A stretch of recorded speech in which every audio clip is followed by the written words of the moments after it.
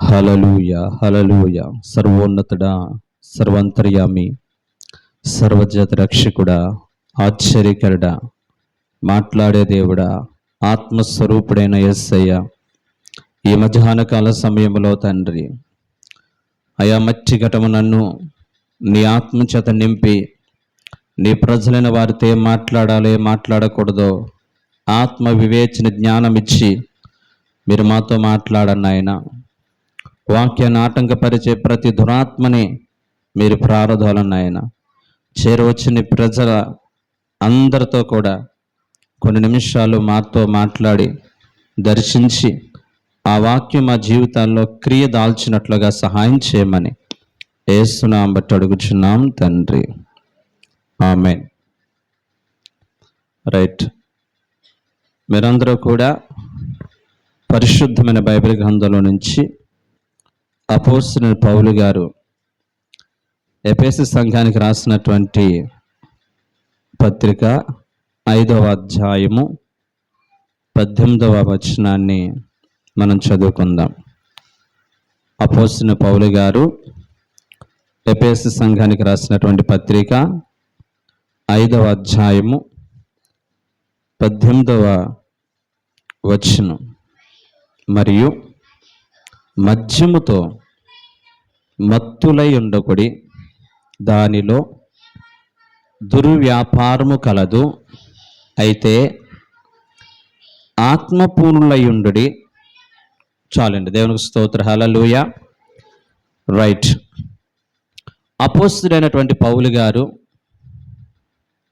రోమా పట్టణానికి ముఖ్య పట్టణం ఉన్నటువంటి ఎఫెసు అనేటువంటి ఆ పట్టణంలో చాలా సంవత్సరాల యొక్క ప్రయాస ఫలితంగా ఒక దివ్యమైనటువంటి సంఘ స్థాపన అక్కడ చేశారు.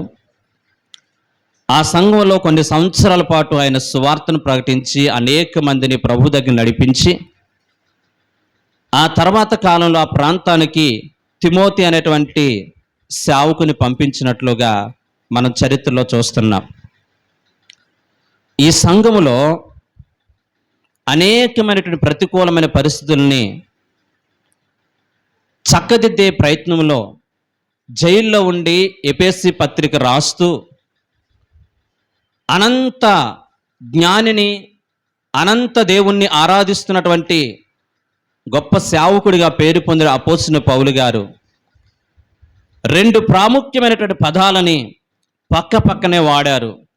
అందులో మొట్టమొదటిది, మీరు మద్యముతో మత్తులై ఉండకుడి, దాంట్లో దుర్వ్యాపారము కలదు, కాబట్టి ఆత్మపూర్ణులై ఉండండి. ఈ రోజున ప్రపంచంలో అనేక మంది బిడలకి,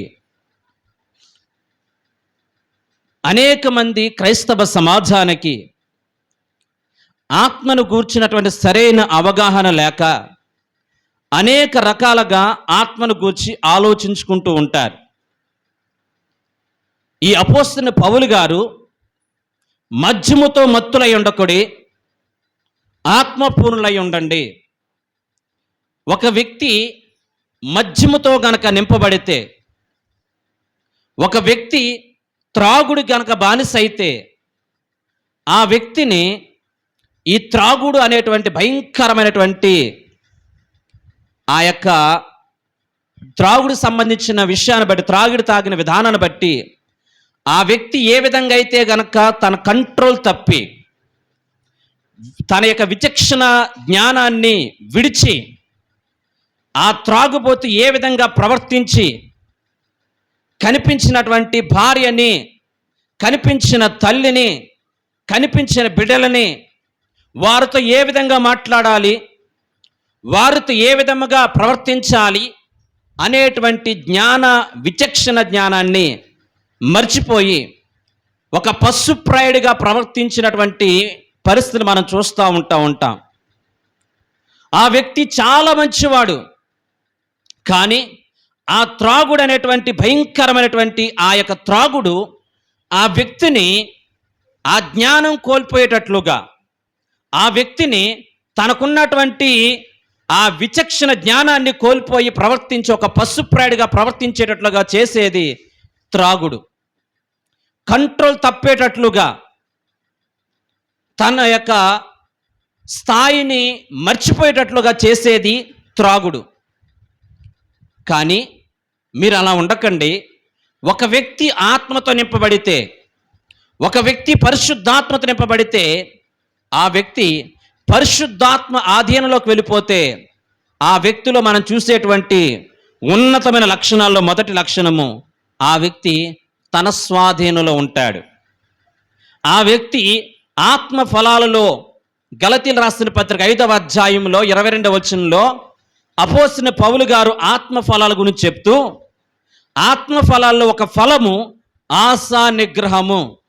తన ఆశలని, తాను కలిగి ఉన్న పరిస్థితుల్ని కంట్రోల్ చేసుకునేటువంటి శక్తి ఒక ఆత్మచేత నింపబడిన వ్యక్తికి ఉంటుంది. ఒక వ్యక్తి కంట్రోల్ తప్పేటువంటి స్వభావము ఒక వ్యక్తి మద్యముతో నింపబడినప్పుడు అతడు కంట్రోల్ తప్పి ప్రవర్తిస్తూ ఉంటాడు. రీసెంట్గా ఒక వార్త విన్నా. ఒక 4 త్రాగుబోతులు త్రాగుతూ 30 సంవత్సరాల క్రితం చేసిన హత్య గురించి వాడు కంట్రోల్ తప్పి మాట్లాడితే అప్పుడు వెంటనే వాడిని తీసుకెళ్ళి అరెస్ట్ చేసినట్లుగా మనం చూడగలుగుతున్నాం. ఒక వ్యక్తి పరిశుద్ధాత్మ చేత నింపబడితే ఆ వ్యక్తిలో కలిగేటువంటి నూతనం అనే స్వభావం, నూతనమైన మనసును గురించి మనం చక్కగా అనేక మంది యొక్క జీవితాలలో సర్వసాధారణంగా మనం చూస్తూ ఉంటున్నాం. ఈ రోజున పరిశుద్ధమైన బైబిల్ గ్రంథంలో ఆత్మ చేసేటువంటి కార్యాలు, పరిశుద్ధమైన బైబిల్ గ్రంథంలో ఆత్మ కలిగి ఉండేటువంటి లక్షణముల గూర్చి చాలా చోట్ల చాలామంది వ్యక్తుల గూర్చి ప్రస్తావించింది. పాత నిబంధన గ్రంథములో దేవుని యొక్క ఆత్మ ఆయా సందర్భాలలో ఆయా వ్యక్తుల మీదకి వచ్చి వెళ్ళిపోతూ ఉండేది.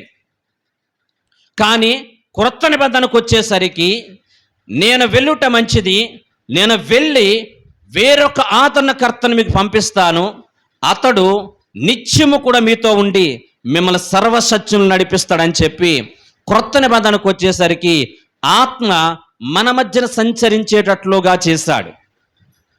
పాత నిబంధన గ్రంథంలో ఆయా సందర్భాలు, అందుకనే ఈ యొక్క పాత నిబంధన గ్రంథంలో హెబ్రీ భాషలో రూచ్ అనేటువంటి మాట మాట్లాడుతూ ఉంటారు ఆత్మకి. క్రొత్త నిబంధన గ్రంథంలో గ్రీక్ భాషలో న్యూమా అనే అర్థము ఆత్మ అని అర్థం. ఈ రెండిట్లకి ఉన్నటువంటి వ్యత్యాసాన్ని మనం చూసినట్లయితే పాత నిబంధన గ్రంథంలో, బైబిల్ గ్రంథంలో ఆత్మచేత నింపబడిన వారు అనేక మంది మనకు కనపడుతూ ఉంటారు. రెఫరెన్స్లు ఇస్తాను, మీరింటికి వెళ్ళిన తర్వాత బైబిల్ చదవడానికి ప్రయత్నం చేయండి.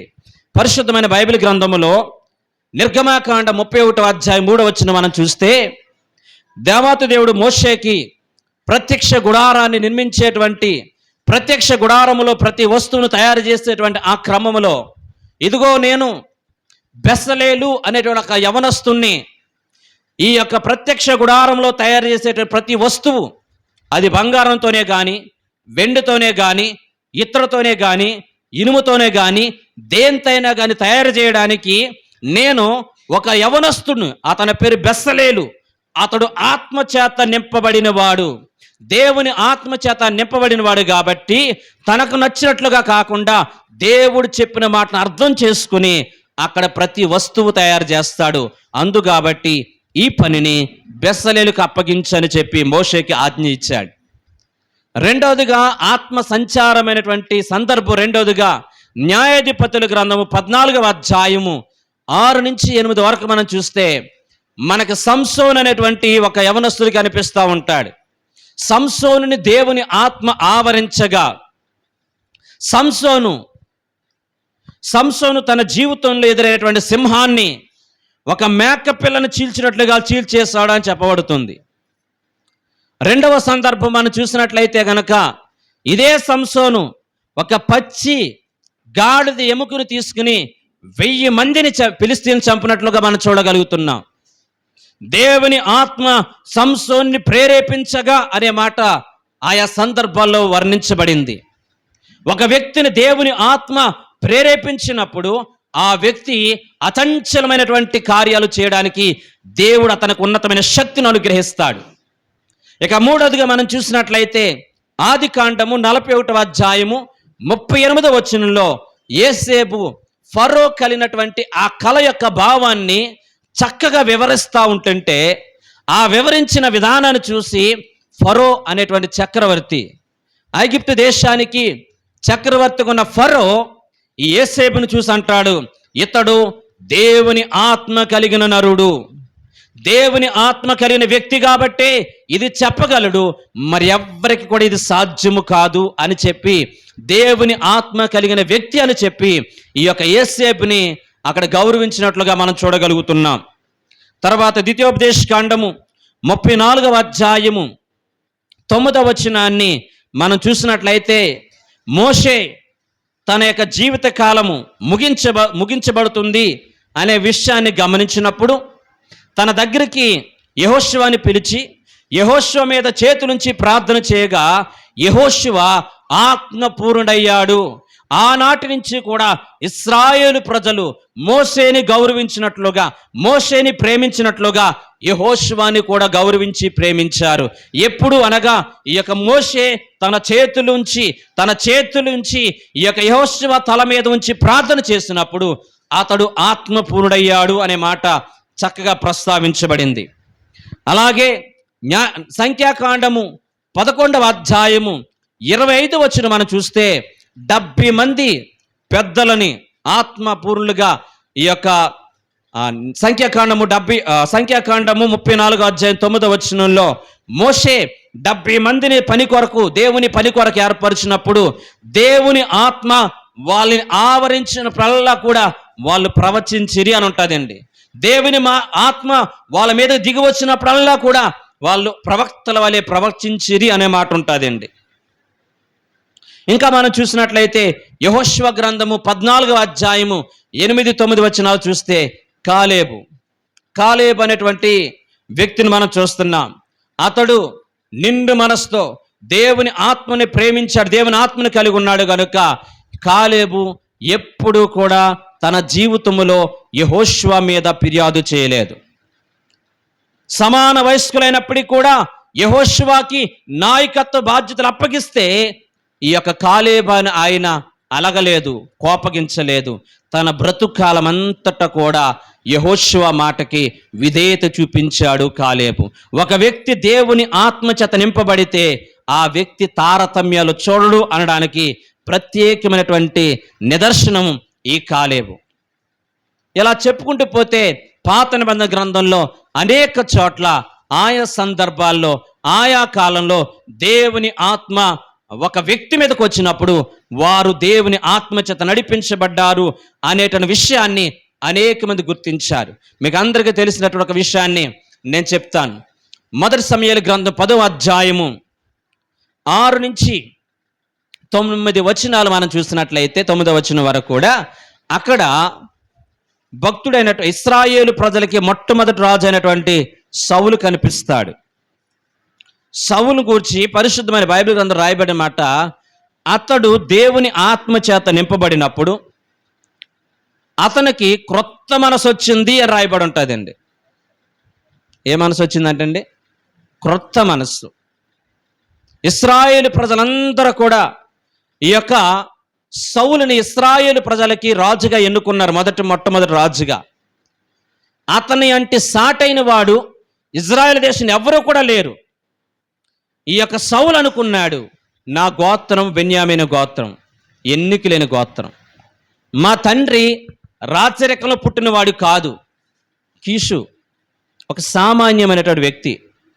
అలాంటి సామాన్యమైన వ్యక్తికి పుట్టిన నేను ఇశ్రాయేలు ప్రజలకి రాజుగా నన్ను దేవుడు అభిషేకించాడు అనేటువంటి విషయాన్ని గ్రహించినటువంటి యొక్క సౌలు అనేక సందర్భాలలో తన్ను తగ్గించుకుని మాట్లాడుతూ ఉన్నాడు దేవుని ఆత్మచేత నడిపించబడినప్పుడు. అంతేకాకుండా రాజు అయిన తర్వాత అతడు మారాడు, అతడు ప్రవక్తల వలె ప్రవచిస్తున్నాడు, అతనికి ఒక క్రొత్త మనసు వచ్చింది. ఆ సూచన మేము గుర్తించగలిగామని చెప్పి అనేక మంది సౌలు గూర్చి గొప్పగా మాట్లాడుకునేటట్లుగా సౌలు జీవితము ఒక పరివర్తన చెందింది దేవుని ఆత్మచేత నింపబడినప్పుడు. ఈ విధంగా సౌలు ఇశ్రాయేలు ప్రజలకి పట్టాభిషేకం చేయబడిన తర్వాత దైవ సేవకుడైనటువంటి సమూయేలు ఈ యొక్క సౌలుని దగ్గర పిలిచి ముద్దు పెట్టుకొని అతను అభిషేకించినప్పుడు దేవుని ఆత్మ అతని మీదకి దిగి వచ్చినప్పుడు చక్కగా దేవుని యొక్క ఆలోచన ప్రకారం నడుస్తూ ఉంటున్నాడు, సేవకుని గౌరవిస్తూ ఉంటున్నాడు. అంతేకాకుండా రాజ్య పరిపాలన విధానం అనేది దైవ సేవకుడైనటువంటి సమూయేలు ఏ విధమైనటువంటి ఆజ్ఞలు ఇచ్చాడో ఆజ్ఞల ప్రకారము ప్రజలందరినీ కూడా నడిపిస్తున్నాడు. తన జీవితంలో భయంకర యుద్ధం ఏర్పడినప్పుడు ఆ యుద్ధములో దేవుని యొక్క చిత్తాన్ని అడిగి దేవుని ఆలోచన ప్రకారంగా నడిచి ఆ యొక్క యుద్ధానికి వెళ్ళి విజయాన్ని సాధించినట్లుగా మనం చూడగలుగుతున్నాం. ఆ తర్వాత కాలంలో సౌలు ఒక ఉన్నతమైన స్థాయికి వచ్చిన తర్వాత కొంతమంది పనికి మాని వారు, బైబిల్ గ్రంథంలో రాయబడం చూడండి, 10వ అధ్యాయం 27వ వచనం. 10వ అధ్యాయం 27వ వచనం, మొదటి సమూయేలు గ్రంథం 10వ అధ్యాయం 27వ వచనం. పనికి మాలిన వారు కొందరు ఈ మనుష్యుడు మనలను ఎలా రక్షింపగలడని చెప్పుకొనుచు అతన్ని నిర్లక్ష్యము చేసి అతనికి కానుకలు తీసుకుని రాకుండగా అతడు చెవిటివాడైనట్లు ఊరుకుండెను. దేని స్తోత్ర, హల్లెలూయా. ఆత్మచేత నింపబడిన వారికి ఉండేటువంటి ప్రక్రియలో ఉన్నతమైన ప్రక్రియ గురించి చెప్తున్నా. ఈ యొక్క సౌలు ఇశ్రాయేలు ప్రజలకు రాజుగా ఉంటున్నప్పుడు కొంతమంది పనికి మాలిన వారు సౌలు గూర్చి చెడ్డగా మాట్లాడుకుంటూ వీడెంత, వీడి బ్రతుకెంత, వీడు చెప్తే మనం వినాలా, వీడు మనకు రాజా, వీడు మనల్ని విడిపిస్తాడా అని చెప్పి చాలామంది సౌలు గూర్చి చెడ్డగా మాట్లాడుకుంటుంటే, తన గూర్చి నోటుకొచ్చినట్లుగా ప్రవర్తిస్తూ ఉంటుంటే ఈ మాటలన్నీ కూడా సౌలు దగ్గరికి వచ్చి చెప్తే సౌలు వాటేటిని కూడా పట్టించుకోకుండా ఒక చెవిటి వాడి వలె వెళ్ళిపోయాడంటండి. ఒక ఆత్మచేత నింపబడిన వారు, దేవుని ఆత్మచేత నింపబడిన వారు అన్ని విషయాల్లో ఎలా ప్రవర్తిస్తారో సమూయేలు గ్రంథంలో సౌలు మన కళ్ళ కట్టినట్లు కనిపిస్తూ ఉంటున్నాడు. దేవుని ఆత్మచేత నింపబడిన వారు క్రొత్త మనసుతో ప్రవర్తిస్తారు. దేవుని ఆత్మచేత నింపబడిన వారు రాజ్య పరిపాలన విధానం, కుటుంబ పరిపాలన విధానము దైవ నిర్ణయం చెప్పు నడిపించుకుంటూ ఉంటారు. దేవుని ఆత్మచేత నింపబడిన ప్రతి ఒక్కరూ కూడా ధైర్యంతో విశ్వాసంతో ముందుకు వెళ్తారు.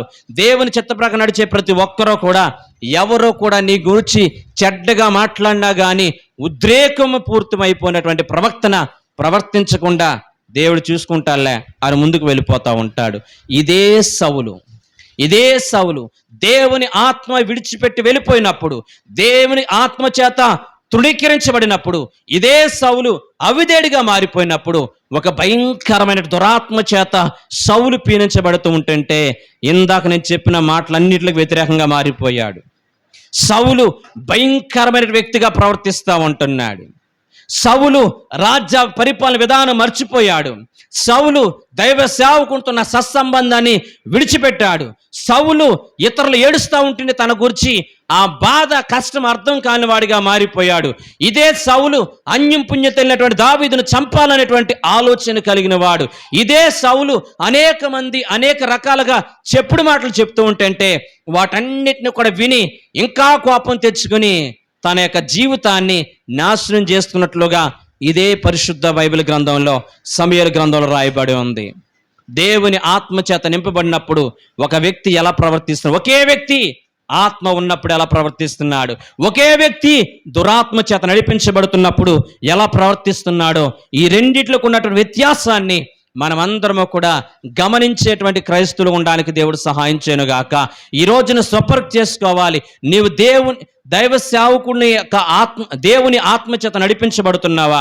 సమూయేలు వలె నీ జీవితంలో దైవ సేవకుడు ఏది చెప్తుంటే ఆ విషయాన్ని పాటించినటువంటి సౌలు ఏ విధంగా కొంతకాలం బ్రతికాడో ఆ విధంగా బ్రతుకుతున్నామా, లేక దురాత్మ చేత నడిపించబడినప్పుడు సౌలు ప్రవర్తించినట్లుగా మనం ప్రవర్తిస్తున్నామా? ఒకసారి జ్ఞాపకం చేసుకోవాలని ప్రభువు తెలియజేస్తూ ఉంటున్నాను. వాక్యం అంటే ప్రేమ బిడ్డలారా, చాలా మందికి అనుకుంటా ఉంటారు, చాలా మంది ఏమనుకుంటారంటే ఇది ఒక మతం అనుకుంటారు. కానీ ఒక వ్యక్తిలో దేవుని ఆత్మ చేత నింపబడితే ఆ వ్యక్తిలో కలిగేటువంటి మార్పును బట్టి, ఆ వ్యక్తి ప్రవర్తించే ప్రవర్తన బట్టి ఈ వ్యక్తి ఆత్మచేత నింపబడ్డాడు, ఈ వ్యక్తి దురాత్మచేత నింపబడ్డాడు అని చెప్పి క్రియలు బట్టే చెప్పొచ్చు. ఓకేనా? ఆత్మ అంటే చాలామంది అనుకున్నట్లుగా మనం ఆలోచించేది కాదు. ఇవన్నీ కూడా చెప్పడానికి సమయం కాదు. కానీ ఆత్మ అంటే కనుక మరొకటి ఉద్రేకపూరితంగా వచ్చేది ఆత్మ కాదు. ఓకేనా? మన యొక్క కొంపెల మందిరంలో ఒక గడిచిన డిసెంబర్ మాసంలో ఒక భయంకరంగా త్రాగి కుటుంబాన్ని, భార్య పిల్లల్ని బాగా బాధ పెట్టడం ఒక ఆయన మారు మనసు పొందాడు, రక్షణ పొందాడు. ఆ వ్యక్తి కుటుంబానికి ఎంత భారంగా ఉండేవాడంటే అతను బట్టి భార్య బిడ్డ ఎప్పుడు ఏడుస్తూనే ఉండేది. అలా ఏడుస్తూ ఉండేటువంటి ఆ వ్యక్తి ఆయా సందర్భాల్లో అక్కడక్కడ త్రాగి పడిపోతూ ఉంటుంటే నేనే అనేక సార్లు బండి మీద ఎక్కించుకుని వెళ్ళి ఆ వ్యక్తిని ఇంటి దగ్గర కూర్చుండబెట్టి నాన్న ఇలా తాకూడదని చెప్పిన సందర్భాలు ఎన్నెన్నో ఉన్నాయి. ఆ విధంగా ఉన్న వ్యక్తిని గడిచిన సంవత్సరం సువార్తకి ఇంటింటికి వెళ్తూ ఉంటుంటే ప్రార్థన ద్వారా, లేకపోతే మేమందరము చూపించిన ప్రార్థన ద్వారా అతడు ఎందుకో తనకు తానుగా మార్పు చెంది నాకు యేసు ప్రభు వారు కావాలని చెప్పి ప్రభు సన్నిధికి వచ్చాడు. వెంటనే బాప్తిసం పొందాడు. బాప్తిసం పొందిన క్రొత్తలో చాలామంది అనుకున్నారు వీడెక్కడ మారుతాడు, వీడెక్కడ త్రాగును విడిచిపెడతారని చాలామంది అవహేళన చేస్తారు. అయినప్పటికీ కూడా విశ్వాసంతో నిలబడ్డాడు. సంవత్సరం అయింది. చాలా భక్తిగా అతడు దేవుని సన్నిధికి క్రమం తప్పకుండా వస్తున్నాడు. అతనికి పాట పాడడం రాదు, ప్రార్థన చేయడం రాదు, నలుగురితో మాట్లాడడం రాదు. కానీ నేను అంటున్నా అతడు దేవుని ఆత్మచేత నింపబడిన వ్యక్తి అని. ఈ సంవత్సరం కాలంలో భార్యతో, బిడ్డలతో, కుటుంబంతో, తల్లిదండ్రులతో సంతోషంగా ప్రవర్తించడం అనేది మొదలుపెట్టాడు. అతడు కలిగి ఉన్న ఈ క్రొత్త ఆత్మని, అతడు కలిగి ఉన్న ఈ క్రొత్త మనసుని గ్రామస్తులు, శ్రేయభిలాసులు అందరూ కూడా చూసి ఆశ్చర్యపోయి దేవుని నామని మహిమపరిచేటట్లుగా దేవుడు అతను గణపరిచాడు. గతించిన బుధవారం వాళ్ళ తండ్రి గారికి ఆరోగ్యం బాగాక బీపీ ఎక్కువైపోయి బ్రెయిన్లో బ్లడ్లో క్లాట్ అయిపోయినప్పుడు హాస్పిటల్ అడ్మిట్ చేశారు. మేము ప్రార్థన చేయడానికి హాస్పిటల్కి వెళ్ళాం. హాస్పిటల్కి వెళ్ళి ప్రార్థన చేసిన తర్వాత అతను బయటకు వచ్చి తన తండ్రి విషయంలో, నా యేసయ్య నా తండ్రిని నన్ను బాగు చేసినట్లుగా నా తండ్రిని కూడా బాగు చేయాలి అని చెప్పి చిన్న పిల్లలు ఏడ్చినట్లుగా భయంకరంగా ఏడుస్తూ ఉంటుంటే నేను తిరిగి వస్తున్నప్పుడు ఆ బిడ్డ కోసం ఆలోచించాను. ఒకప్పుడు భార్య ఏడిస్తే వాడికి అర్థం కాలేదు, ఒకప్పుడు బిడ్డ ఏడిస్తే అర్థం కాలేదు, సేవకుడు ఏడిస్తే అర్థం కాలేదు, తల్లిదండ్రులు ఏడిస్తే అర్థం కాలేదు. ఇప్పుడు ప్రతి విషయానికి స్పందించి ఏడుస్తున్నాడంటే నేను అంటున్నా ఒక వ్యక్తి పరిశుద్ధాత్మ చేత నింపబడితే అతనిలో ఒక క్రొత్త మనసు వస్తుంది, కఠిన స్వభావం పోతుంది, మూర్ఖత్వ స్వభావం పోతుంది, నాశనమయ్యేటువంటి స్వభావం పోతుంది, ప్రేమించే స్వభావం వస్తుంది, అర్థం చేసుకునే స్వభావం వస్తుంది, ఆప్యాయత చూపించే స్వభావం వస్తుంది. ఇవన్నీ కూడా పరిశుద్ధాత్మకు ఉన్నటువంటి సుగుణ లక్షణాలు కనుక ఇవన్నీ కూడా అతనిలో పుష్కలంగా ఉన్నాయి. కాబట్టి ప్రతిదానికి స్పందించి తండ్రి యొక్క మారు మనసు కొరకు నన్ను మార్చిన దేవుడు నా తండ్రిని మార్చాలని చెప్పి ప్రాధేయపడుతున్నాడంటే ఒక వ్యక్తికి క్రొత్త ఆత్మ రావడం అంటే ఇదే. ఒక వ్యక్తి పరిశుద్ధాత్మ చేత నింపబడుతున్నాడంటే అనేకులు నీలో జరిగిన మార్పును చూసి, అనేకులు నీలో జరిగిన ప్రవర్తన చూసి, అనేకులు నువ్వు జీవిస్తున్నటువంటి జీవన విధానం చూసి ఇతడు దేవుని ఆత్మ చేత నింపబడుతున్న వ్యక్తి అని చెప్పి అనేకులు గుర్తించేటట్లుగా నా ప్రభు నన్ను కూడా నడిపించునుగాక. ఈ రోజున చాలా మంది దేవుని వాక్యాన్ని ప్రేమిలారా, నువ్వు మారు మనసు పొంది రక్షణ పొంది బాప్తిసం పొందిన తర్వాత నా భర్త ఇంతకు ముందు ఉన్నటువంటి ప్రవక్తన వేరు, ఇప్పుడు ప్రవక్తన వేరు, ఇంతకు ముందు నా భార్య కలిగి ఉన్న ప్రవక్తన వేరు, ఇప్పుడు వేరు, నా పిల్లలు దేవుని నమ్ముకోక ముందు ప్రవక్తన వేరు, ఇప్పుడు వేరు అని చెప్పి నీలో నాలో జరిగేటువంటి ఆ నూతన మనసును బట్టి అనేకులు మనం గుర్తించడానికి దేవుడు సహాయం చేయనుగాక. ప్రైజ్. అదే పరిశుద్ధాత్మకు ఉన్నటువంటి గొప్ప లక్షణం. మీరు చదవండి ఆ మాట. మొదటి సమూయేలు గ్రంథం 10వ అధ్యాయము 6 నుంచి 9 వచనాలు. యెహోవా ఆత్మ నీ మీదకి బలముగా దిగి వచ్చినప్పుడు నీవు వారితో కలిసి ప్రకటన చేయుచుండగా నీకు క్రొత్త మనసు వచ్చును, దేవుడు నీకు తోడుగా ఉండునుగాక. ఈ సూచన నీకు సంభవించిన తర్వాత దేవునికి స్తోత్రం. 9వ వచనంలోకి వచ్చేయమ్మా. అతడు సమూయేలు నొద్ద నుండి వెళ్ళిపోవుటకు తిరుగుగా దేవుడు అతనికి క్రొత్త మనసు అనుగ్రహించాను. ఆ దినమనే ఆ సూచనలు కనబడేను. దేవుడు క్రొత్త ఆత్మను అనుగ్రహించగానే, పరిశుద్ధాత్మని అతనికి అనుగ్రహించగానే అతనిలో నూతన సూచన క్రియలు కనిపించినాయి. ఈ రోజున బైబిల్ పట్టుకుని వాక్యానికి ప్రకటిస్తున్న నా మొదటి ఇక్కడ కూడి ఉన్న ప్రతి ఒక్కరి జీవితాల్లో జరిగేటువంటి ఆ ప్రత్యేకమైన మార్పుని అనేకులు గుర్తించడానికి దేవుడు సహాయం చేయనుగాక. రైట్. క్రొత్త నిబంధన గ్రంథానికి వచ్చేసరికి ఆత్మ ఎల్లప్పుడూ కూడా మనలోనే ఉండేటట్లుగా దేవుడు ఆజ్ఞాపించాడు. దీన్ని ఏమంటారంటే ఆత్మ చేత నింపబడండి. ఏమంటున్నాడండి? ఆత్మ చేత నింపబడండి. ఫిల్ ద స్పిరిట్ అనగా దేవుని ఆత్మ చేత నింపబడండి. నింపబడడం అనే మాట గ్రీక్ భాషలో యూరెత్ అనేటువంటి మాట వస్తుంది. అంటే అది ఒకసారి వచ్చి వెళ్ళిపోయేది కాదు, నిత్యము కూడా మనతో ఉండేటట్లుగా, మనలో నింపబడేటట్లుగా చేసేది. నూతన నిబంధన గ్రంథంలో పరిశుద్ధాత్మ దేవుడు మనందరిలో కూడా మనలో సంఘములో వ్యక్తిగతంగా ఆయన పరిశుద్ధాత్మ స్వరూపుగా మనలో నిండాలని ఆశపడుతూ ఉంటున్నాడు. పరిశుద్ధాత్మ దేవుడు ఎప్పుడు కూడా మనతో ఉండాలనేది ఆయన ఉన్నతమైన ఉద్దేశం. పరిశుద్ధమైన బైబిల్ గ్రంథంలో అనేక మంది భక్తులు దేవుని ఆత్మ చేత నడిపించబడ్డారు. దేవుని ఆత్మ మనలో నిత్యము ఉన్నది అని అంటే గనక, ఫర్ ఎగ్జాంపుల్, నా చేతిలో సెల్ ఫోన్ ఉంది.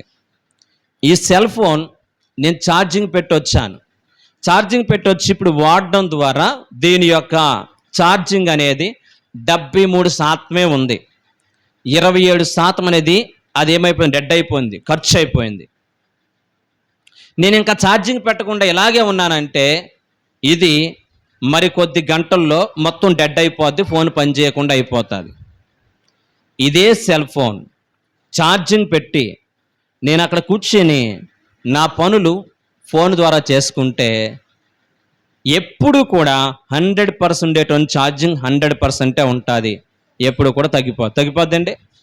మన ల్యాప్టాప్లో కూడా ఛార్జింగ్ పెట్టుకుని వాడుతూ ఉంటారు. ఎందుకని? ఛార్జింగ్ ఎప్పుడు నిరంతరం ఉండాలని. ఎప్పుడైతే కనెక్షన్ తీసేస్తామో అప్పుడు దీనికి ఉండే ఛార్జింగ్ ఏమైపోయి డెడ్ అయిపోతూ ఉంటారు. అర్థమైందా?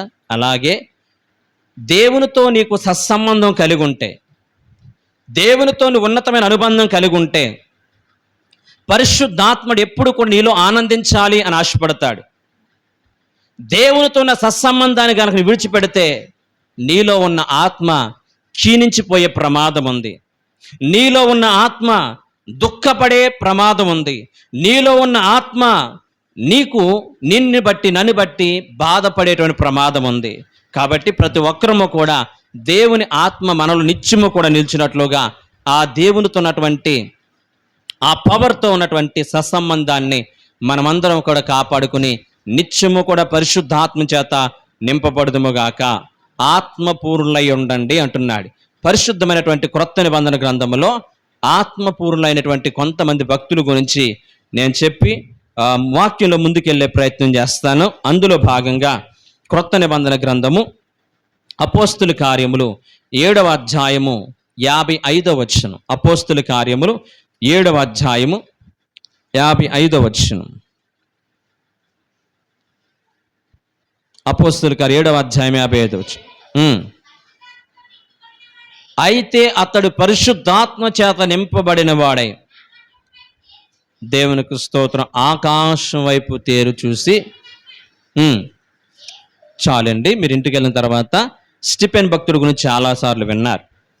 స్టిఫెన్ అనేటువంటి దైవ సేవకుడు, స్టిఫెన్ అటువంటి ఉన్నతమైనటువంటి పేరుగాంచినటువంటి వ్యక్తి దేవుని ఆత్మ చేత నింపబడాడు. కాబట్టి దేవుని వాక్యాన్ని, చరిత్రని చక్కగా వివరిస్తున్నాడు.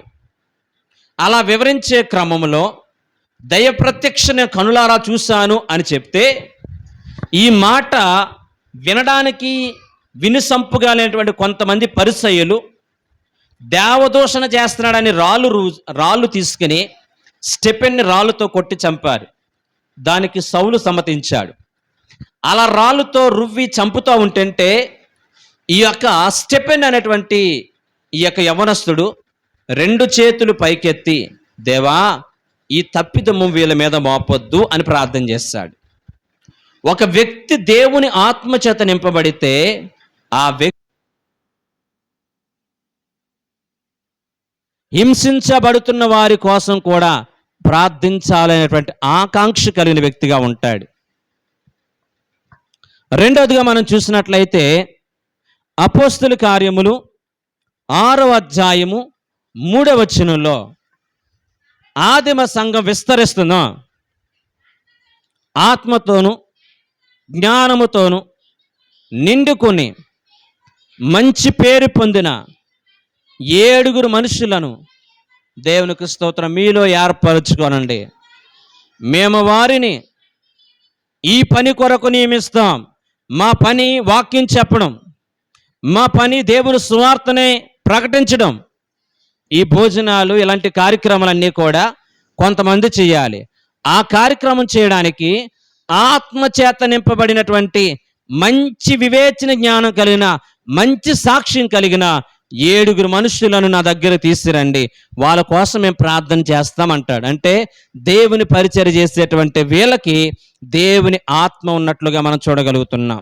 అందుకనే ఆ రోజున పరిచర్య అంతకంతగా విస్తరించినట్లుగా మనం చూడగలుగుతున్నాం. 3వ సందర్భాన్ని మనం చూసినట్లయితే అపోస్తుల కార్యములు 11వ అధ్యాయము 24వ వచనంలో బర్నబా అనేటువంటి వ్యక్తి ఉంటాడు. చూడండి, బర్నబా అనే యొక్క యవనస్తుడు, అతడు పరిశుద్ధాత్మతోను విశ్వాసముతోను నిండుకున్నటువంటి సత్పురుషుడు. బర్నబా చాలా ధనికుడు. బర్నబా దేవుని సువార్త కొరకు పరితపించిన వ్యక్తి. బర్నబా దేవుని యొక్క ఆత్మచేత నింపబడిన వ్యక్తి. అందుకనే ఆ రోజుల్లో సౌలు అనేటువంటి యవనస్తుడు అప్పుడే మారుమనసు పొంది దేవుని మందిరానికి వస్తూ ఉంటుంటే సంఘమంతా కూడా అతనిని తిరస్కరించింది. సంఘమంతా కూడా సౌల్ని చేర్చుకోవడానికి భయపడ్డారు. ఎందుకంటే వాడు చాలా దుర్మార్గుడు, సంఘాన్ని హింసించిన వాడు, సంఘాన్ని పాడు చేసిన వాడు, అలా చేశాడు ఇలా చేశాడు. అలాంటి దుర్మార్గుడు మందిరంలోకి వచ్చి సంఘాన్ని పాడు చేయడానికే తప్ప సంఘాన్ని బాగు చేయడానికి కాదు, జాగ్రత్త జాగ్రత్త అని చెప్తుంటే ఆత్మపూర్ణుడైనటువంటి బర్నబా సౌల్ని మాత్రం హక్కును చేర్చుకుని ప్రోత్సహించాడు. ఈ పరిస్థితులన్నీ కూడా చూస్తున్నటువంటి సౌలుకి, అనగా పౌలుగా మారినటువంటి సౌలుకి ఒక బాధ అనిపించింది. ఎవరు నన్ను అర్థం చేసుకోవట్లేదు, ఎవరు నా ప్రేమను అర్థం చేసుకుంటలేదు, నేను మారనంటే ఎవరు నమ్మట్లేదు అని చెప్పి బాధపడి మరలా లోకంలోకి వెళ్ళిపోవాలనుకున్నటువంటి యొక్క సౌల్ని ఈ యొక్క బర్నబా, ఆత్మ ప్రేరేపణ కలిగిన బర్నబా, నిజముగా సౌలు మారాడని చెప్పి గ్రహించినటువంటి బర్నబా దగ్గరికి చేర్చుకుని ప్రార్థనలు నడిపిస్తూ వాక్యం నడిపిస్తూ చక్కగా ఇద్దరు కలిసి సేవలో పాలిభాగస్తులైపోయారు. పాలిభాగస్తులు అయిపోతుంటే కొంతకాలం అయ్యేసరికి బర్నబా కంటే పౌలు ఉన్నతమైనటువంటి సేవ చేస్తున్నాడు. బర్నబా కంటే పౌలు గారు అద్భుతంగా వాడబడుతున్నప్పుడు బర్నబాకి సౌలు గారి మీద కోపం రాలేదు, బర్నబాకి పౌలు గారి మీద అసూయ రాలేదు. ఇది దేవుని ఆత్మచేత నడిపించబడే వారికి ఉండేటువంటి ఉన్నతమైన లక్షణం. తర్వాత మనం చూసినట్లయితే పరిశుద్ధమైనటువంటి బైబిల్ గ్రంథంలో అపోస్తుల కార్యం 13వ అధ్యాయము 9 నుంచి 12 వరకు చదివినట్లయితే పౌలు గారు సువార్త ప్రకటిస్తున్నటువంటి ఆ దినాలలో గారడి సీమోన్ అనేవాడు వచ్చి మాట్లాడుతూ ఉంటుంటే ఆత్మచేత నింపబడినటువంటి పౌలు గారు వాడిని ఏమంటారంటే కపటపు మనస్సు గలవాడా, సమస్తమైన కల్మషం గలవాడా అని చెప్పి అతన్ని గద్దించినట్లుగా మనం చూడగలుగుతున్నాం. దయచేసి ఇంకా క్రొత్త నిబంధన గ్రంథంలో అపోస్తులందరూ కూడా దేవుని ఆత్మచేత నింపబడినప్పుడు, మేడగదిలో పరిశుద్ధ ఆత్మచేత నింపబడినప్పుడు వారందరూ కూడా దేవుని కొరకు ఉన్నతమైన సేవకులుగా మారినట్లుగా మనం చూడగలుగుతున్నాం. ఆత్మ ప్రతి మనిషిని కూడా ఏం చేస్తుంది? ఒక వ్యక్తి, ఒక సంఘం దేవుని ఆత్మచేత నింపబడుతున్నారు అనడానికి కొన్ని సూచనలు, కొన్ని మార్కులు నేను చెప్పి త్వరగా ముందుకు వెళ్ళే ప్రయత్నం చేస్తాను. దేవుని యొక్క ఆత్మచేత మనం నడిపించబడుతున్నప్పుడు దేవుని ఆత్మ చేత మనం నడిపించబడుతున్నప్పుడు మనకు ఖచ్చితంగా ఇన్ఫర్మేషన్ వస్తుంది. అంతేకాకుండా మనల్ని బట్టి ఇతరులు ప్రేరేపించబడేట్లుగా మనం బ్రతకాలి. అంతేకాకుండా మనల్ని బట్టి ఇతరులు నేర్చుకునేట్లుగా మనము బోధించేవారుగా ఉండాలి. ఒక వ్యక్తి ఆత్మచేత నింపబడుతున్నప్పుడు నీవు ఇతరులకి దైవ సమాచారం ఇచ్చేవాడిగా ఉంటావు. రెండవది, ఇతరులు నిన్ను బట్టి ప్రేరేపించబడతా, నేను అలా ప్రార్థన చేయాలి, నేను అలా సేవ చేయాలి, నేను అలా భక్తిగా ఉండాలి అని చెప్పి నువ్వు ఇతరులకి ప్రేరణ చూపిస్తావు. మూడవది, ఇతరులకి చక్కగా బోధించే వ్యక్తిగా నువ్వు ఉంటావు. ఒక వ్యక్తి దేవుని యొక్క ఆత్మచేత నింపబడుతున్నప్పుడు ఆత్మ ఫలాల్లో శ్రేష్టమైన ఫలాలు మనందరికి కూడా తెలుసు. మంచి ఫలాలు ప్రేమ, మంచితనము, దీర్ఘశాంతము, దయాలత్వము, ఆశ నిగ్రహము, ఇవన్నీ కూడా ఆత్మ ఫలాలకు ఉండేటువంటి ఉన్నతమైనటువంటి లక్షణాలుగా మనం చూడగలుగుతున్నాం.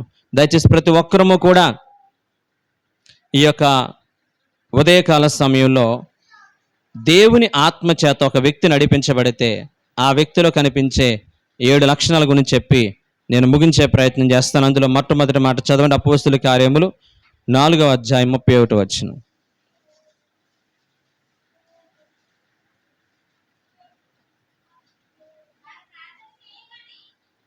వారు ప్రార్థన చేయగానే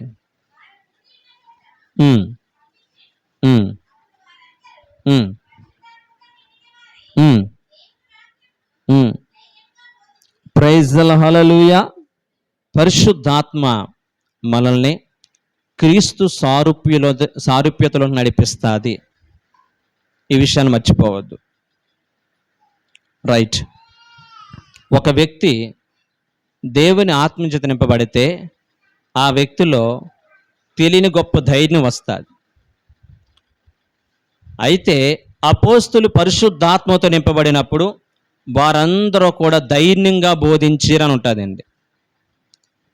ఆత్మచేత నింపబడలేనంతసేపు కూడా అపోస్తులు ప్రాణభయంతో దాక్కున్నారు. ఎప్పుడైతే పరిశుద్ధాత్మ చేత వీళ్ళు నింపబడ్డారో అప్పుడు వీళ్ళు ధైర్యంగా వాక్యం ప్రకటించారు. నీవు పరిశుద్ధాత్మ చేత నింపబడితే నీలో ఉన్న ప్రతి భయమును కూడా దేవుడు తొలగిస్తాడు. పిరికాత్మ మనకి ఇవ్వలేదు, దత్తపుత్రాత్మను దేవుడు మనకిచ్చాడు. ధైర్యంగా మాట్లాడి, ధైర్యంగా నివసించి, ధైర్యంగా మాట్లాడేటువంటి ఆ ఉన్నతమైన కృప అపోస్తులకు ఇచ్చినట్లుగా నీకు నాకు ఇస్తాడు. ఈరోజు నీవు నేను కూడా భయంతో, ప్రతిదానికి దిగులుతో, ప్రతిదానికి ఆందోళనతో బ్రతుకుతున్నామంటే నీవు ఆత్మచేత నింపబడతలేదు అని అర్థం. ఎందరైతే దేవుని ఆత్మచేత నింపబడతారో వారందరూ కూడా దేవుని యొక్క కుమారులు అనబడతారు. మన దేవుని ఆత్మచేత నింపబడినప్పుడు తండ్రి నాకున్నాడు, తండ్రి నన్ను నడిపిస్తాడనేటువంటి గొప్ప ధైర్యంతో మనం ముందుకి నడవగలుగుతాం. రెండవది, రోమిల్ రాసిన పత్రిక 15వ అధ్యాయము 13వ వచనం. రోమిల్ రాసిన పత్రిక 15వ అధ్యాయం 13వ వచనం.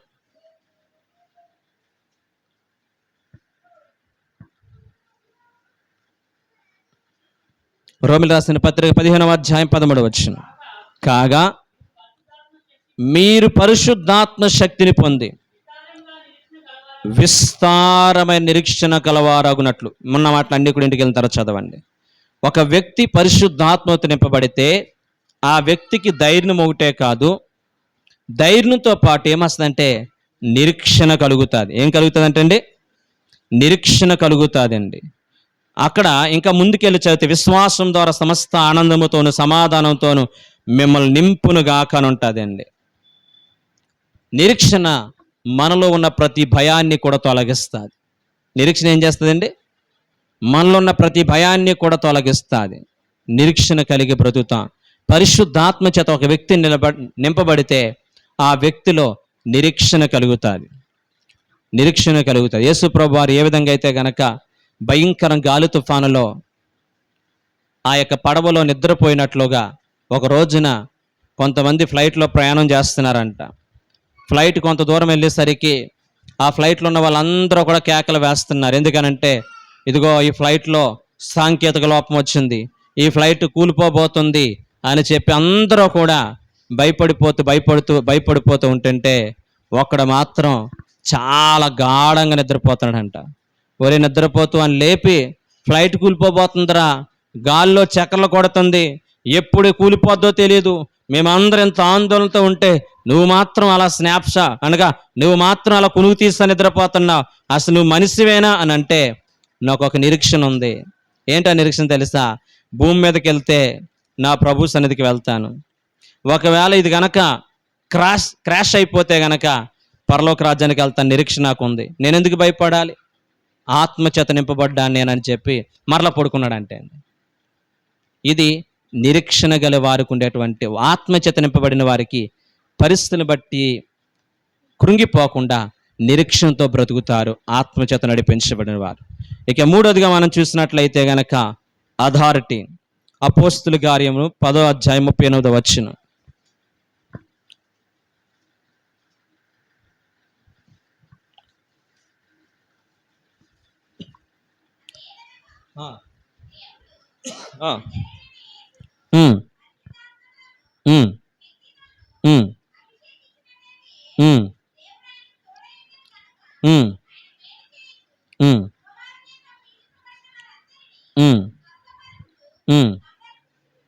దేవునికి స్తోత్ర, హల్లెలూయా. రైట్. నిరీక్షణ అంటే ఇక రాయబడిన మాట అంటే అథారిటీ అంటే గనక ఒక అధికారం. పరిశుద్ధాత్మ అనేది మనకి ఏంటండి? ఒక అధికారం, ఒక పట్టా లాంటిది, అధికార పట్టా లాంటిది. నిజంగా నిరీక్షణ అనేది పరిస్థితులను ఎలా స్పందించాలో తెలియజేస్తుంది. కానీ అథారిటీ అనగా అధికారం అనేది పరిస్థితులను నీకు ఎలా మలుచుకోవాలో తెలియజేస్తుంది. ఓకేనా? అథారిటీ అంటే నిరీక్షణకి అథారిటీకి ఉన్నట్టు తేడా ఏంటండి? నిరీక్షణ అయితే గనక పరిస్థితులకి ఎలా మారాలో తెలియజేస్తుంది. అదే గనక దానికి మించినది అథారిటీ అంటే ప్రతికూల పరిస్థితుల్ని నీకెలాగ మలుచుకోవాలో తెలియజేసేదే అథారిటీ. అది పరిశుద్ధాత్మ ద్వారా మాత్రమే మన జీవితాల్లో సాధ్యమవుతూ ఉంటుంది. తర్వాత ఒక వ్యక్తి పరిశుద్ధాత్మ నింపబడితే అతనికి ఆదరణకర్త సమస్తాన్ని కూడా బోధిస్తాడు.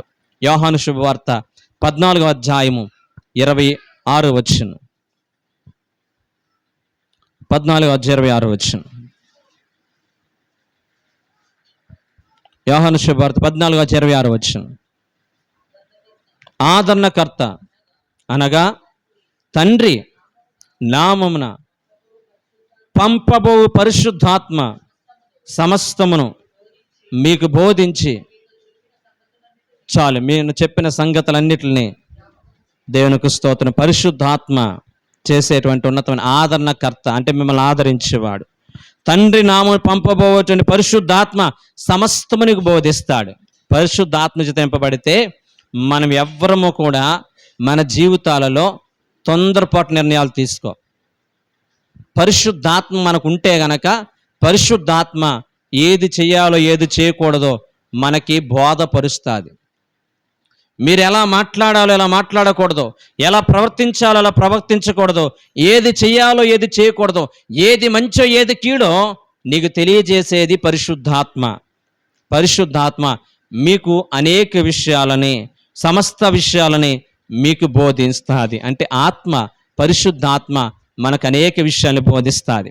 తర్వాత పరిశుద్ధాత్మ రోమిలు రాసిన పత్రిక 8వ అధ్యాయం 14వ వచనం. ఆత్మచేత శారీరక క్రియలను చంపుకోనండి, దేవుని ఆత్మచేత నడిపించమని వాళ్ళందరూ కూడా దేవుని యొక్క కుమారులు అనబడతారని చెప్పి రోమిలు రాసిన పత్రిక 8వ అధ్యాయం 14వ వచనం ఒకసారి చూడండి.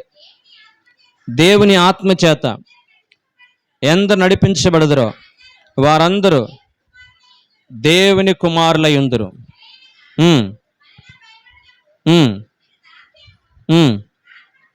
దేవునికి స్తోత్ర, హల్లెలూయా. పరిశుద్ధాత్మ అనే మాటకి మన అర్థం ఏంటంటే పరిశుద్ధాత్మ మన జీవితాలలో పాపము గూర్చి, నీతిని గూర్చి, తీర్పును గూర్చి ఒప్పింపజేస్తూ ఉంటా. అంటే సెన్సిటివిటీ అంటే గనక చాలా త్వరగా బాధపడిపోవడం. ఇప్పుడు మనం ఎవరినైనా కానీ నువ్వు కఠినం అయిపోయావు అనుకోండి, ఇప్పుడు నేను ఉన్నాను, తమ్ముని ఒక మాట అన్నాను అనుకోండి, మాట అన్న తర్వాత వాడు ఏడ్చాడు అనుకోండి, ఏమవుతుంది, నేను పాస్టర్ని, వాడు ఏమవుతుంది అన్నట్టు ఉన్నాను అనుకోండి, నాకు మంచి పరిశుద్ధాత్మ ఉన్నట్ట. నాకు పరిశుద్ధాత్మ ఎప్పుడు కఠినంగా ఉండదు. పరిశుద్ధాత్మ ఎలా ఉంటుందంటే ప్రతిదానికి కూడా త్వరగా స్పందిస్తుంది. అరే, నా వల్ల తమ్ముని బాధ పెట్టానా, నా వల్ల వాళ్ళు ఏడుస్తున్నారా, నా వల్ల భార్య ఏడుస్తుందా, నా వల్ల భర్త ఏడుస్తున్నాడా, నా వల్ల తల్లిదండ్రులు ఏడుస్తున్నారా అని చెప్పి ఒక వ్యక్తి దేవుని ఆత్మీయత నింపబడితే చాలా ఆలోచిస్తాడు, ప్రతిదానికి స్పందిస్తాడు, ప్రతిదానికి వెంటనే రియాక్ట్ అవుతాడు, ప్రతిదానికి కూడా నేను ఎదరోళ్ళు బాధ పెడుతున్నానేమో, నా వల్ల వాళ్ళు ఏడుస్తున్నారేమో అనేటువంటి ఒక భావన పరిశుద్ధ ఆత్మ చేత నింపబడిన వారికి మాత్రమే సాధ్యమవుతుంది. అలా కాకుండా దేవుని ఆత్మచేత నింపబడకపోతే గనక నువ్వు చేసే ప్రతి దుర్మార్గు పనులన్నిటినీ కూడా నీ హృదయము నిన్ను ఏం చేస్తుందంటే గనక సమర్థిస్తూ ఉంటుంది. ఏమంట అంటే తప్పేంటి, నువ్వు ఆ మాట అంటే తప్పేముంది అన్నట్లుగా ప్రేరేపిస్తుంది దురాత్మ. అదే పరిశుద్ధాత్మ అయితే గనక ప్రతి ఒక్కరితో కూడా సత్సంబంధాలు కాపాడుకునే క్రమంలో నేనే మాట అన్నప్పుడు బాధపడి ఉంటే సారీ, నేనే మాట అన్నప్పుడు నేను ఎలాగంటే బాధపడొద్దు అని చెప్పి వెంటనే స్పందించేటట్లుగా చేస్తుంది. తర్వాత మనం చూస్తే పరిశుద్ధాత్మ రోమిల్ రాసిన పత్రిక 12వ అధ్యాయము 6-8 వచనాలను చూస్తే దాతృత్వం కలిగేటట్లు మనస్సుని కలుగు చేస్తుంది. రోమిల్ రాసిన పత్రిక 12వ అధ్యాయం 6-8 వచనాలు.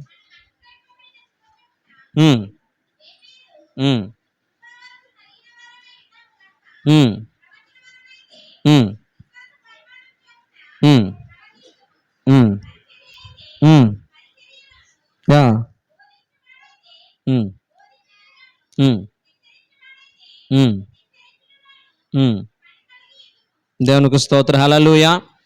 ఈ రోమిల్ రాసిన పత్రిక 12వ అధ్యాయం 6-8 వరకు చూస్తే దాతృత్వం కలిగేటట్లుగా చేస్తుంది పరిశుద్ధాత్మ. ఓకేనా, పిసినారులా చేయదు. పరిశుద్ధాత్మ ఏం చేస్తుందండి?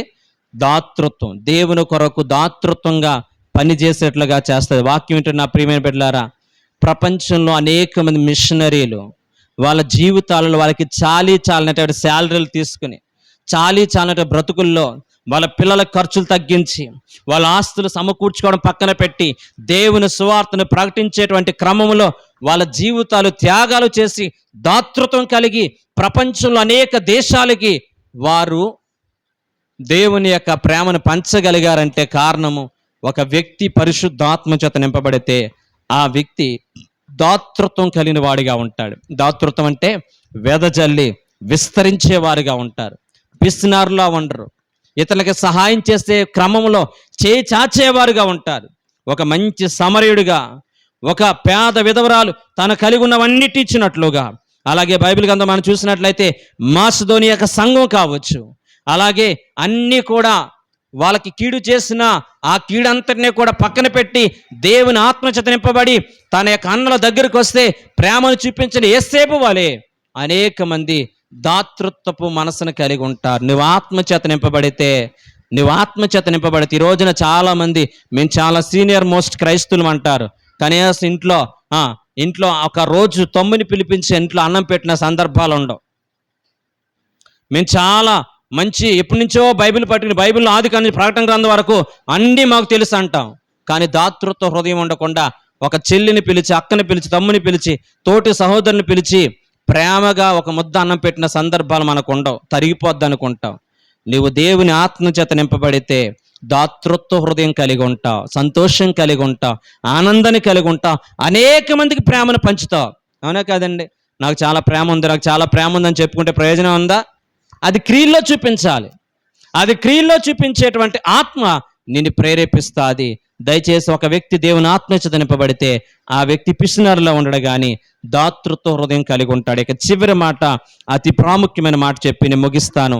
అపోస్తుల కార్యములు 1వ అధ్యాయము 8వ వచనం మనం చూస్తే ఒక వ్యక్తి దేవుని ఆత్మచేత నింపబడితే ఆ వ్యక్తి యోదయ, సమరయ, బూదిగంతలోకి వెళ్ళి దేవుని సువార్త ప్రకటించాలి. ప్రైజ్ ది లార్డ్, హల్లెలూయా. ఏంటంటే ఒక వ్యక్తి దేవుని ఆత్మచేత నింపబడితే ఆ వ్యక్తి ఎప్పుడు కూడా ఖాళీగా ఉండడండి. ఆ వ్యక్తి దేవుని యొక్క సువార్తను ప్రకటించే ఒక ప్రచారకర్తగా దేవుడు వాడుకుంటాడండి. దయచేసి నీకు వాక్యం తెలియకపోవచ్చు, ప్రార్థన రాకపోవచ్చు, నీకు పాట పాడడం రాకపోవచ్చు, నువ్వు కలిగి ఉన్న మార్పుని ఇతరులకు చెప్పి అనేక మందిని ప్రభు దగ్గర నడిపించవచ్చు. ఇది ఒక మతము కాదు, మోక్షానికి మార్గం. వాళ్ళ బ్రతుకు మారింది, వీళ్ళ బ్రతుకు మారింది, వీళ్ళ జీవితాలు మారిని, నా బ్రతుకు మారిందని చెప్పి ఎంతో మందికి దేవుని యొక్క స్వార్థను ప్రకటించేటువంటి ఆ ప్రక్రియ నిన్ను ప్రేరేపిస్తుందంటే నువ్వు దేవుని ఆత్మచేత నింపబడతావు. ఒక వ్యక్తి దేవుని ఆత్మచేత నింపబడితే ఆ వ్యక్తి పొరపాటున కూడా స్వార్థ ప్రకటించుకుని నిద్రపోలేడు. ఒక వ్యక్తి దేవుని ఆత్మచేత నింపబడితే దేవుని కొరకు ఈ రోజున ఏదైనా చెయ్యాలని చెప్పి ఒక ఆకాంక్ష కలిగి ఉంటాడు. ఇదే బైబిల్ చరిత్రలోనే కాదు, నిజంగా మిషనరీలు అనేక మంది వాళ్ళ జీవితాన్ని త్యాగం చేశారు. మన భారతదేశానికి మొట్టమొదటి వచ్చినటువంటి మిషనరీ విలియం కేరీ గారు ఒక చెప్పులు కుట్టుకునే ఆయనకి దేవుని సువార్త ప్రకటించాలనే భారము, భారతదేశానికి దేవుని సువార్త అందించాలనే భారము ఒక చెప్పులు కుట్టేవాడికి ఇచ్చింది పరిశుద్ధాత్మ ప్రేరేపణ. అదోరామ్ జడ్స్ అనేటువంటి ఇంగ్లాండ్ దేశంలో ఒక ఉన్నతమైనటువంటి స్థితి కలిగిన వాడు. భార్య తన యొక్క జీవితంలో ఆ సువార్త ప్రకటించాలనే ఉద్దేశంతో చక్కగా చదువుకున్నప్పటికీ కూడా ఆ రోజుల్లో ఈ యొక్క అదోరామ్ జడ్సన్ అనే ఆయన పెళ్లి చేస్తున్న ఆమె పేరు ఆన్. పెళ్లి చేసిన ఇద్దరు కూడా 2 నెలలు అవగానే ఈ యొక్క బర్మా దేశానికి సువార్త ప్రకటించడానికి వచ్చారు. వాళ్ళ జీవితాలు ఎన్నో కష్టాలు పడ్డారు, ఎన్నో బాధలు పడ్డారు, ఎన్నో ఇబ్బందులు పడ్డారు. ఆ తర్వాత కాలంలో బ్రిటిష్ యుద్ధం జరుగుతూ ఉంటున్నప్పుడు వారందరూ బర్మా దేశంలో వాళ్ళందరూ కూడా ఈ అదోరామ్ జడ్సన్ అనేవాడు ఒక గూఢాచార సంస్థలో పనిచేస్తున్నాడు, వీడు సువార్త ప్రకటించడానికి రాలేదని తీసుకెళ్లి అతను జైల్లో పెట్టారు. 1 రోజు కాదు, 2 రోజులు కాదు, 17 సంవత్సరాల పాటు జైల్లో మగ్గిపోయాడు. జైల్లో మగ్గిపోతే పిల్లలు ఆకలి తలమట్టించిపోయేవారు. భార్య తన జీవితంలో దేవుని సువార్త ప్రకటించే క్రమంలో భర్తను చాలా ప్రోత్సహించేది. భార్య తన భర్తను కలవడానికి పర్మిషన్ ఇచ్చినప్పుడు వెళ్తున్నప్పుడల్లా కూడా భర్తను చూసి బలపరిచేది, విశ్వాసాలు బలపరిచేది. మనం నమ్ముకున్న దేవుడు నమ్మదగిన వాడు. ఏ ఉద్దేశంతో ఈ ప్రాంతానికి వచ్చామో ఆ సువార్త కొరకు నీవైనా నేనైనా పిల్లలమైనా అవసరమైతే ప్రాణాలు అర్పించడానికి అని సిద్ధంగా ఉందాం తప్ప దేవుని విడిచిపెట్టి వెళ్ళిపోవద్దు అని చెప్పి ఒకరు భార్య భర్తలు కూడా ప్రోత్సహించుకుంటూ ఉండేవారు. రోజులు గడుస్తూ ఉన్నాయి. కొంతకాలం అయ్యేసరికి ఈ అదోరామ్ జడ్సన్ యొక్క భార్య జైలుకి రావడం మానేసింది. ఎందుకంటే జైలుకి రావడం కోసం తనున్న ఇల్లు విడిచిపెట్టేసి జైలుకి దగ్గరగా అడవిలో ఒక 4 పుల్లలు ఏర్చుకుని ఆ పుల్లలతో చిన్న గుడిసె వేసుకుని ఆ గుడిసెలను కాపురం చేసేది ఈ తల్లి. భర్త దగ్గరికి వస్తూ భర్తకి సరైన ఫుడ్ పెట్టకపోతే ఆమె వంట చేసుకుని వెళ్ళి తన భర్తతో పాటున కొంతమందికి ఆహారం పెడతా ఉండేది. వాళ్ళు పడుకోవడానికి చాపలు, వాళ్ళు పడుకోవడానికి తలదిండ్లు, వీటన్నిటిని కూడా ఇచ్చి వాళ్ళు ప్రోత్సహిస్తూ ఉండేది. ఈ విధంగా రోజులు గడుస్తూ ఉంటున్నాయి. కొంతకాలం అయ్యేసరికి అదోరామ్ జడ్సన్ అని ఆయన్ని విడుదల చేశారు. విడుదల చేస్తే ఇంటికి వెళ్ళి చూసేసరికి భార్య కనపడతలేదు. భార్య ఎక్కడ ఉందంటే ఇంటిలో ఒక మూలన కూర్చొని ఒక మూలన పడుకొని చావు బ్రతుకుల మధ్య పోరాడుతూ ఉంటుంది. బక్కగా అయిపోయింది. పిల్లలు పట్టించుకునేవారు లేరు. పిల్లలు బూడిదలు ఆడుకుంటూ ఉంటున్నారు. వాళ్ళకు జుట్టు వేసేవారు లేరు, వాళ్ళు ప్రేమించేవారు లేరు, వాళ్ళని ఆదరించేవారు లేరు, వాళ్ళకు ముద్ద అన్నం తిన్నామని అడిగేవారు లేరు. ఇంత భయంకరమైన పరిస్థితుల్లో దేవుని సువార్తను అందించేటువంటి ఆ ప్రక్రియల్లో ఈ యొక్క బర్మా దేశానికి వచ్చిన ఈయన దేవుని యొక్క బర్మా భాష నేర్చుకుని భార్యతో మాట్లాడుతూ ఉంటుంటే దేవుని కొరకు ప్రతిష్ఠించుకున్న చివరి శ్వాస వరకు కూడా దేవుని సేవ చేద్దామని చెప్పేసి ఆయన చేతిలో చేసి ఆ భార్య చచ్చిపోయింది. భార్య చనిపోతే ఇంటికి వెళ్ళిపోదాం అనుకోలేదు. బర్మా దేశాన్ని సువార్త అందించాలని చెప్పి 1 రోజు కాదు, 2 రోజులు కాదు, 12 సంవత్సరాల పాటు సువార్త ప్రకటిస్తే కేవలం 8 మంది మాత్రం మారు మనసు పొందారు. ఇంత భయంకరమైన పరిస్థితుల్లో దేవుని సువార్తను అందించారు. అనేక మంది నరమాంస భక్షకుల దగ్గరికి వెళ్ళి సువార్త ప్రకటించారు. అనేక మంది దేవుని కొరకు ఏదో చేయాలనే ప్రేరేపణ కలిగి ఉన్నారు.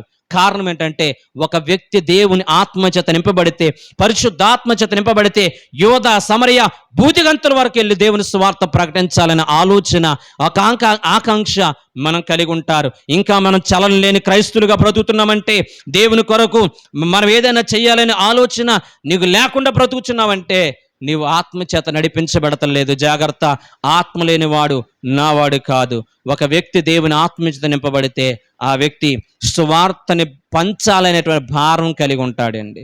నశించిపోయిన ఆత్మల పట్ల భారం కలిగి ఉంటాడు. నీ కుటుంబం పట్ల నీకు భారం ఉందా? నీ గ్రామం పట్ల నీకు భారం ఉందా? నీ దేశం పట్ల నీకు భారం ఉందా? ఈ రోజున అనేక మంది మిషనరీలు వాళ్ళ జీవితాల్లో భారం కలిగి ఉన్నారు కాబట్టి సుదీర ప్రాంతాలు, ట్రైన్లు లేవు ఆ రోజుల్లో, సుదీర ప్రాంతాలు, ఆ ఫ్లైట్లు లేవు ఆ రోజుల్లో, సుదీర ప్రాంతాలు పడవల్లో వాడల్లో ప్రయాణాలు చేసి వచ్చి దేవుని కొరకు హతసాక్షులైపోయారు. దేవుని సువార్తను ప్రకటించే క్రమంలో వాళ్ళ కవ్వెత్తులా కరిగిపోయారు. దయచేసి ఇన్ని ఫెసిలిటీస్, ఇన్ని సౌకర్యవంతమైన జీవితాలు కలిగి ఉన్న మనం దేవుని కొరకు ఏం చేస్తున్నాం? నీవు దేవుని సువార్తను ప్రకటించాలని ఆలోచనకి రావట్లేదంటే దేవుని ఆత్మ నీలో లేదు. పరీక్షించుకుందాం, మనమందరం పశ్చాత్తాపడదాం. దేవుడి మాటల ద్వారా మనందరినీ కూడా దీవించునుగాక. అందరూ కూడా తలలు వంచండి, ప్రార్థన చేసుకుందాం. దయచేసి అందరూ కూడా మహాగణుడ మహోన్నతుడా, మీ పరిశుద్ధ నామములకు స్తోత్రాలు. ఆత్మపూర్ణులై ఉండండి. ఒక వ్యక్తి ఆత్మపూర్ణుడైతే ఆ వ్యక్తిలో కలిగే మార్పుల గురించి అనేక విషయాలు మాకు తెలియజేస్తాం. విన్న వాక్యాన్ని మా హృదయాన్ని భద్రపరుచుకుని నీ కొరకు నమ్మకమైన సాక్షులుగా జీవించే ఆ గొప్ప భాగ్యాన్ని మాకందరికీ దయచేయమని, విన్న వాక్యం ప్రతి ఒక్కరి హృదయాల్లో నీరు కట్టి ఫలింపచేయమని యేసు నామమున బట్టి అడుగుచున్నాం తండ్రి.